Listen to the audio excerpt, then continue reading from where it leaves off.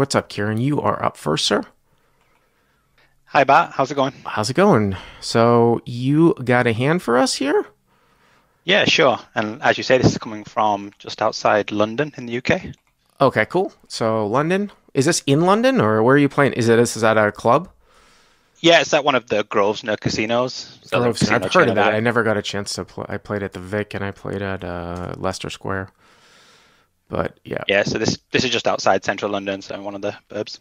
Okay. LE4 Poker saying, will you doing commentary in the Hustler Casino live on September, I think the 15th? Yes, I will be. I'll be playing on the 14th and I'll be doing commentary on the 15th on Friday night. So, okay. So London, Grosvenor. Okay. What's the size of the game? So it's a 1-2 game, 1 2 pound. uh, Okay. yeah, pounds, Uh-huh. and there's a £5 Straddle. straddle. Okay. It's optional, but it's basically on every hand. Okay. Eight-handed, pretty late at night, kind of your typical local cash game setup. And how deep are you guys? So we are 850 effective. All right. So 850 effective at 1 2 5. Okay. So action kicks off. So under the gun, middle position, and cut off all limp in for the five, Okay. which has been happening quite a lot. And then the small blind, who's definitely one of the more aggressive players at the table, makes it 20. Okay. Big blind folds, and hero is in the straddle, looking down at ace of hearts, king of clubs. So Ace of Hearts, King of Clubs in the straddle after 3 limp, small blind to 20 seems like a mandatory 3-bet here, right? To drive everybody else behind you. Yep, totally Okay. agree. And I make it 110. 110. So you go 5x plus a little bit, 4x plus the limps. I mean, it's not, it's, I would say, it's a tad bit on the large side, but I'm fine with it. You might be able to get away with 100. I doubt these limpers are going to call all that much. So you go to 110. Okay. Yeah, I thought after the fact maybe it was a tiny bit large, but yeah, exactly what you just said. Don't really want to be going five ways. So everybody folds except for the small blind who makes the call. Okay. So small blind calls, and it's probably maybe like 230 or something like that, right? Yep. Okay. So the flop comes the ace of clubs, 10 of diamonds, 6 of clubs. Ace of clubs, 10 of diamonds, 6 of clubs. Hero here with Ace of Hearts, King of Clubs. So top in a 3-bet pot. Okay. Yeah, so I think like in this kind of like tight setup, I'm probably like c betting 1/3 pretty much all the time, which might be a mistake, but that was kind of my thinking. So villain checks and we bet 75. I mean, I would be thinking about. So you're going to go like that 1/3-ish type of sizing here. It is On his sideboards. yeah. It's a 2 flush board. I mean, we're talking about like in single raise pots, like the 2 Broadway flushing boards get bet larger here. And obviously, this is not a single raise pot. The only thing I would be thinking about here is, and maybe you can make this up, obviously, on the turn, but I do want to try to shape this to get all the money in here. So, if you go 75 here and then he makes the call, the pot's going to be 380. You've put in just under 200 and you're going to have about maybe 650 left. So just keep that in mind, I would say, for future streets, unless something, kind of crazy like rolls out. Like I'm not saying like, if a queen comes, but if it's like a brick, I would be going for stacks here or trying to get stacks in. Yeah, no, that makes sense. Small blind calls. Small blind calls, and the turn comes the 9 of spades. So now we're at 380. And turn here is the 9 of spades. So, I mean, it shouldn't really be that much. I mean, the only thing that really changes is I don't think he's piecing off here with pocket nines. So the only thing that this would logically change I think if he specifically had ace 9 or 10-9 suited. And I don't know if guys in your 1-2 game are going to raise it up with 10-9 suited out of the small blind after like 3 limps and then call a 3-bet. I tend to think that that's a little bit, less likely. One of the things you can do also too, for some reason, if you get heat on you is, and you think about, well, ace 9, like maybe he only has ace 9 suited. If he raises with that, you look at the suits of your hand, your ace, and what's out there, right? You've got ace of hearts, king of clubs. The flop is ace of clubs, 10 of diamonds, 6 of clubs, and the turn is the 9 of spades, which means that there's only one combo of ace 9 suited left, which is, ace 9 of diamonds. Obviously, if he, flopped pocket tens, ace 10 and you was slow playing, I'm just saying if you were ahead and then this card changing, I don't think he has like 7-8 here either. Yeah, so. No, me neither. I mean, I guess 7-8 of clubs once in a very again, time. I kind of put that into the same class as like the 10-9 suited. It's just very unlikely, because he only made it 4x 2 out of the small blind, after 3 limps. I agree, and I didn't have like specific sizing tails on him or anything, but I do think I have played with him quite a few times, and I do think he's going bigger with like nutted hands. Okay, so does he check again? He does. Okay. Villain checks and hero bets 125. See, this is what I'm talking about here when you take that small sizing on the flop. Because if you go 125 here now, I mean, this is a really small. So you're going 130 again on a card that really shouldn't be all that relevant. We can discuss like if it's a jack or a queen, right? Or some sort of club or something like that. Right, it is the 9 of spades here, right? And also we're kind of targeting those kind of ace, queen, ace, jack hands. So do you think they're calling more or less any size here? I mean, that's exactly what I said from the start of the hand. Like I want to try to stack those hands. Because if he calls, right, now the pot's 630 and you guys have put in only right around 300. So, I mean, you've got 550 left. So it's still less than a pot size bet.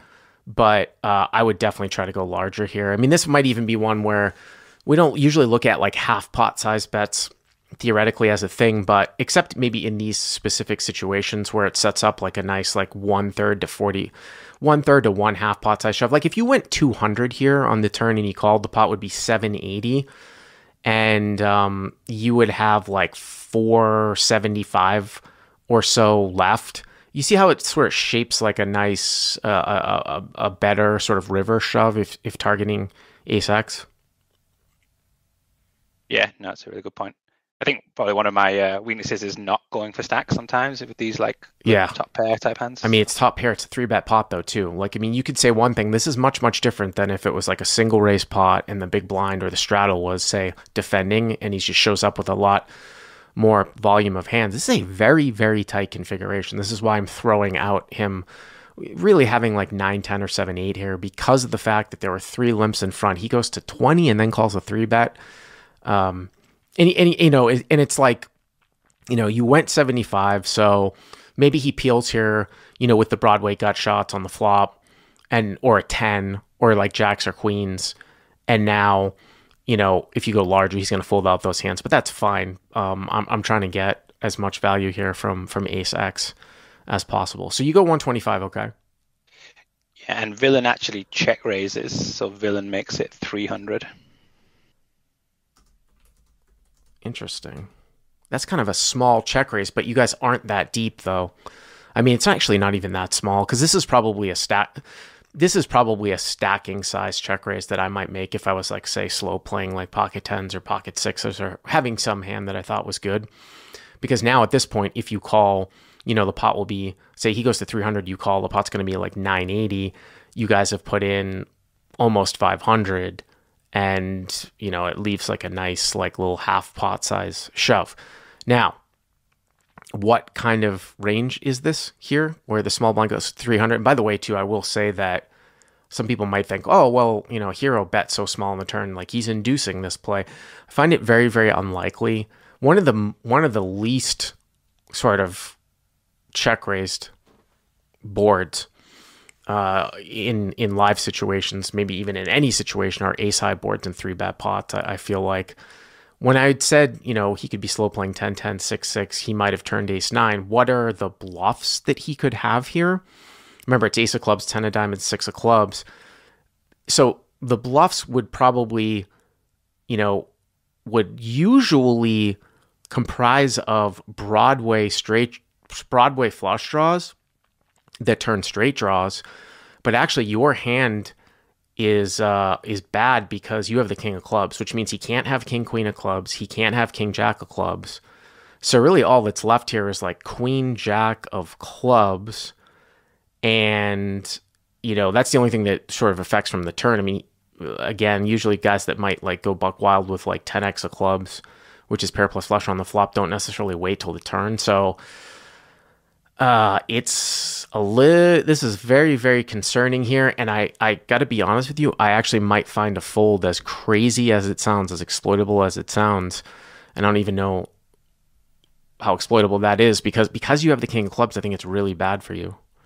Yeah, I definitely didn't like it. I mean, I think, like you say, I think the couple of combo draws that are left, or even just some wacky flush draw, I think are probably going to either just call again to realize, or check raise to flop. I don't know, like these check raise turn lines just seem like really rare. I didn't know whether like queen jack suited, like not in clubs, that like peels for a goodie and then turns open ended could be one option. But I mean, that's yeah, pretty, I agree. I mean, one of the three comp. Yeah, that's, you know, that's a big time stretch at 125. Some people saying someone saying don't let him milk you, bro. Don't let him milk you, bro. That's with this thing, Rashad. And then people saying 10-9 of clubs makes sense too. I mean, obviously that's 2 pair of club draw. So, I mean, you're getting incredible sort of pot odds in this sense. Like it's whatever it is, like, you know, 5, 8, 10, like 275 for you to call. So, you know, you're getting almost 3 to 1. But yeah, and I think because I know this player like can be aggressive, like he's not one of like an OMC type, as you say. So I was thinking like it was just maybe a little bit too on the nay side to fold. So I did call. I mean, the other thing here too, like I said, is that if you think that your hand is good, there's a couple things that you have to sort of plan on some rivers here, because I see a lot of people in the chat saying, well, if you call here, you have to call on a blank. And we always talk about like the Fifth Street chicken thing, like in Crush Light Poker, where sometimes you can call and then fold when somebody bets again. I like to use that though more when I'm out of position, as opposed to in this particular case, because in this case, when he's out of position, you're in position, you'll actually see a somewhat of a higher bluffing frequency, because people don't want to check the river. Whereas when you have a hand that's like, say, top 2 pair and a straight comes in, when you're out of position, then you get raised on the turn by somebody.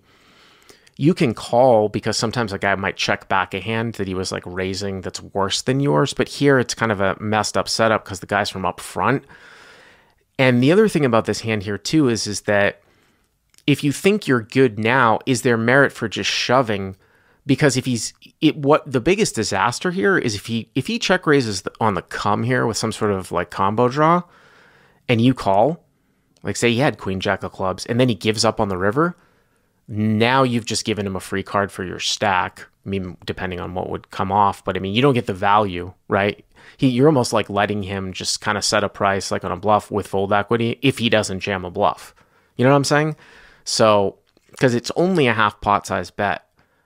So if I were to continue here, because again, you know, the pot's going to be, after you call, the pot's 980. And if I'm doing the math right, you only have like 475 left. If I were to continue, I think it's a jam. Because why are you calling? The more I think about this. And I'm not saying I would continue, but if I continue. So why did you call instead of just jam? Yeah, good question. Yeah, I guess. So I definitely thought this villain could occasionally show up with something a bit random, like a queen jack or something. And I guess to like the people in the chat comment, like I guess I was kind of stealing myself to call the river on bricks and kind of bluff catch basically on the river. So I feel like if I shove, I guess those combo draws are priced in to call. Well, but I feel like if I shove, he's definitely calling. Well, I think you do. Better, right? I mean, that's what I'm saying. Like, unless he's just got a total air. The only time that you would make a case for calling here is if he had some bullshit hand that couldn't call a shove and that would bluff the river. Both those things have to be true. It's way more likely, if he doesn't have you beat, that he's got some massive combo draw that will call the river that will call your shove on the turn. And my concern here is that does he always bluff with those? So, but you called, so hero calls, and now we are at what, 680, right? 680 pounds. So I think there's about 980 in the pot. Oh, excuse me, 980, right? And about 380 in the stacks. Yeah, 980. And the river is the ace of spades. Okay. And villain shoves for just under 400 effective. I actually don't think this changes anything. The only thing that this changes, The only thing that this changes is that 10-9 of clubs, which you were losing to, gets counterfeit. And I just don't buy that at all. The one specific hand, you have to go so deep down in the weeds here. So deep down in the weeds. Besides the fact, if you were, the only thing this changes is like, what I mean by this is like, it looks like it improves your hand. It's just a blank is what it is. It's a little bit better than a blank because it improves your hand versus 9-10, right? As opposed to like a red deuce, okay? It's slightly better because it improves your hand against 9-10, but like I said, the only hand, like 9-10 of clubs, you would have to go so far down the weeds to say this guy's going to open pre over these guys, call a 3-bet, and now like shove into like a counterfeited, like shove with a counterfeited 2-pair. You know what I'm saying? A counterfeited 2-pair into what looks like a bunch of aces when you call the check raise. Your hand is very, very sort of comprised of a lot of ace-X. So it's a weird one because I wouldn't find myself in this spot. It is a blank.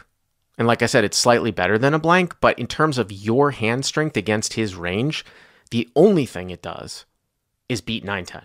That's it. Because you're still losing to full houses and you're still losing to ace-10 and ace-9, right? Yeah, no, I totally agree. And I think, to the point you've made, when I call the turn, I'm going to have ace-X so often. So if he was running some sort of bluff where he thinks I won't stack off with one pair, well, now he thinks I've got trips. So would he give up on all his bluffs? The other interesting thing here, too, so someone said it's not a blank because it makes it less likely that the villain has aces up. Well, remember, though, we said that there's already the 9 of spades out there, so you can go in the weeds here because it's the ace of spades. We already said that there was only one combo of ace-9 suited, which is still available, by the way, right? Ace-9 of diamonds, that doesn't cut that out. Now, in terms of ace-10 suited here, ace of hearts, ace of clubs, and 10 of diamonds, there was ace-10 of spades, so it cuts one of the ace-10 combos out. So now he can't really have ace-10 suited, right? Because the ace of spades, you got to really visualize this one. So there's that, but there's still full 3 combos of 10-10, 6-6, and things like that. So, I mean, like I said, I probably wouldn't get here like this. So I don't think the ace really changes all that much, except maybe cut that one combo out because I don't buy that he ever bluffs here with 10-9. What it would ended up, I assume you called if you got here like this. Yeah, that was the issue. I think that's where the mistake was kind of on the turn because I was getting like 3.5, maybe a little bit better than that to 1. So yeah, I stuck in the call and got the bad news. 6-6. 6-6, yeah. Which makes like a lot of sense. It does. Yeah, that's why I think I might. I don't know if his call pre is great, but I'm actually even surprised that he raised to 20 and called with 6-6 here. To be honest with you, I see this a lot actually with like those medium pairs. People put in raises hoping to be called, just like juice the pot, which maybe is good, maybe it's not. But I see it a lot, so I wasn't surprised when I saw it. Christopher Downing saying villain has to know that the hero has an ace, and that's what the point that I was saying where I don't buy like 10-9 of clubs here. And I don't buy like even if he were to have like the queen jack of clubs here, this is literally the worst card. I mean, you called his check raise. No one's ever going to expect like if there ever was a time to go check raise with a combo draw give up, this is it, right? Like if he had queen jack of clubs, I think we would all agree that him shoving river here would be a big spew, right? On an ace at the end. But anyways, I appreciate the call. Thank you very much.